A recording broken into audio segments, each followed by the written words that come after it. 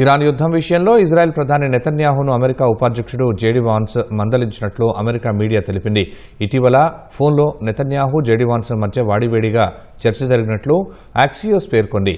యుద్ధం ఆశించిన ఫలితాలను ఇవ్వట్లేదని ఇజ్రాయెల్ చెప్పినట్లు ఇరాన్ ప్రభుత్వం కూలిపోలేదని భావిస్తున్న జేడీ వాన్స్ నెతన్యాహుపై అసహనం వ్యక్తం చేసినట్లు తెలిపింది.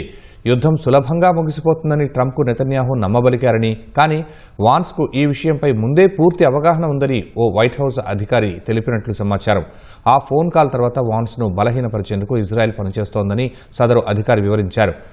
వాన్స్తో చర్చలు జరిపేందుకు ఇరాన్ ప్రాధాన్యత ఇస్తోందన్న కథనాలను అలుతోందని పేర్కొన్నారు. సుదీర్ఘ యుద్ధాల్లో అమెరికా జోక్యం చేసుకోవద్దని వాన్స్కు స్పష్టమైన వైఖరి ఉన్నట్లు అంతర్జాతీయ మీడియా తెలిపింది.